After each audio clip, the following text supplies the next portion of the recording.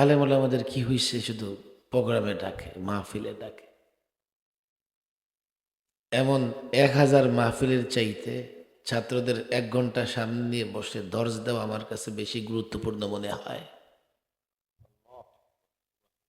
1 ঘন্টায় যা আলোচনা করা হয় সবকে, সারা বৎসর মাহফিল করতে গেলে ওই 1 ঘন্টার এলেমই যথেষ্ট।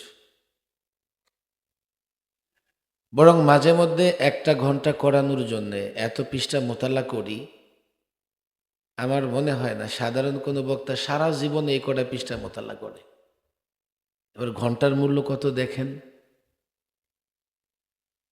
আমরা যারা শিক্ষক, ছাত্ররাও আমাগরে এখন বক্তা মনে করতেছে। আবার অনেকে আছে নেতা মনে করে।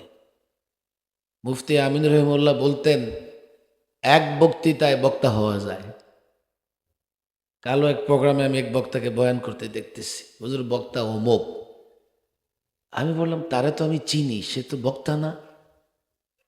হুজুর একটা ভাইরাল বক্তৃতা করছিল, এরপর থেকে বক্তা হয়ে গেছে।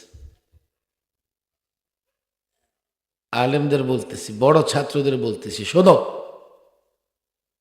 নেতা হওয়া সহজ। একটা কর্মসূচি যদি সময় মতো দেওয়া যায়, বাস এই কর্মসূচির পরে সে নেতা। আলেম হওয়া কঠিন। 12 বৎসর 15 বৎসর পড়াশোনার পরেও একেবারে মৃত্যু পর্যন্ত মোতালা, পড়াশোনা পড়াশোনা পড়াশোনা করো করো। আমরা যারা কিতাবের পেছনে, ছাত্রদের পেছনে সময় ব্যয় করছি, আমরা বক্তা নেতা না। শিক্ষক পরিচয়, এটা আমাদের জন্য বড়।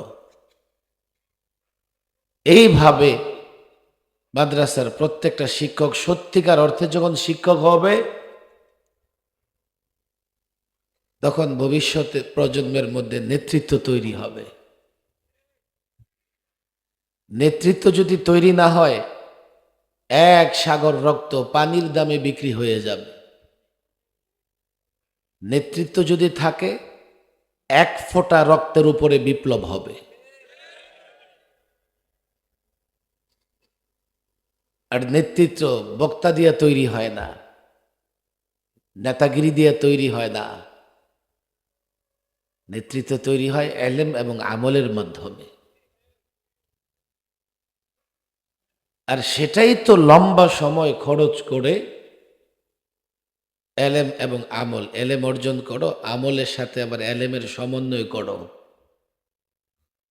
এমন যেন না হয় যে শুধু এলেম আছে, আলফাজ আছে, আমলের খোঁজ খবর নাই। ধূমপান বিষপানের মতো। ধূমপান বিষপান, এই এলেম কিন্তু সব সিগারেট খোরের আছে না নাই? আগে ছিল ধূমপান স্বাস্থ্যের জন্য ক্ষতিকর, আর এখন কি লেখা থাকে? ধূমপান বিষপান। এই এলেম প্রত্যেকটা সিগারেট খোরের আছে না নাই? কিন্তু আমল আছে, ইচ্ছা মতো খায়, নাক ডুবাইয়া খায়, রাতেও খায়, ঘুমাইতে গেলেও খায়, ঘুম থেকে উঠেও খায়। সিগারেট ছাড়া কোনো উপায় নেই। যার এলেম আসে কিন্তু আমলের সঙ্গে সমন্বয় নাই, এই সিগারেট খোরের মতো। এলেম আসে, তবে এলেম অর্জনের ফজিলত আছে। আমল ছাড়া এলেম অর্জন মূল্যহীন হয়ে পড়ে না। তবে আমল না থাকলে এলেমের স্বাদ পাওয়া যায় না। যেমন আপনাদের এখানে মেঘনার খুব ভালো মাছ পাওয়া যায়, আপনাদের কষ্ট হইতেছে? ভালো মাছ পাওয়া যায় না এদিকে মেঘনার? আমি কিন্তু সব মাছের নাম জানি, নামগুলো জপতে থাকি। স্বাদ লাগবে? কুমিল্লায় রসমলাই, টাঙ্গাইলে চমচম, বগুড়ায় দই, নাটোরের কাঁচাগোল্লা, মুক্তাগাছার মন্ডা, বিবাড়িয়ার, বলেন বিবাড়িয়ার সানামুখী। জানেন না দেখি আপনারা? বাংলাদেশের ফেমাস সমস্ত মিষ্টির নাম নিলাম, একটুও তো স্বাদ লাগতেছে, তাই না? এলে এলেম আমি জানি, কিন্তু স্বাদ লাগবে কখন? যখন আমল হয়, খেয়ে দেখি। কথা ঠিক না বেঠে? আজকাল এলেমের খুব বেশি প্রয়োজন, খুব বেশি প্রয়োজন। এলেম না থাকলে মাহফিলগুলো গতানুগতিক হয়ে যাবে। এলেম না থাকলে মাদ্রাসা হবে বিল্ডিং এর নাম। হায় হায় হায়, অন্তঃসার শূন্য থাকবে। এলেম না থাকলে রাজনৈতিক দল ইসলামের নাম নিলেও কোনো ফায়দা হবে না, কারণ এলেম ছাড়া ওই ইসলামিক দলও ইসলাম প্রতিষ্ঠা করতে পারবে না। এই সমস্ত প্রাচীন প্রতিষ্ঠানগুলো মাওলানা হাতেম সাহেব রহিমাহুল্লাহ, আল্লাহওয়ালা বুজুর্গ, আমি ওনার দোয়া মাহফিলে এসেছিলাম, এই যেটা সোনারগাঁও শহরে হয়েছে। এই প্রতিষ্ঠানে আমার আশা হয় নাই। ওনার তৃতীয় সাহেবজাদা ঢাকায় থাকতেন, আছেন কিনা জানি না এখানে। একজন বুজুর্গ আল্লাহওয়ালার দোয়া মাহফিলে আমাকে যখন বলছে, আমি সোনারগাঁও আসছি, এই প্রতিষ্ঠান দাওরা ইফতাতাহ সোসাইটি আছে, এই প্রতিষ্ঠান যেন গতানুগতিক প্রতিষ্ঠান না হয়ে যায়।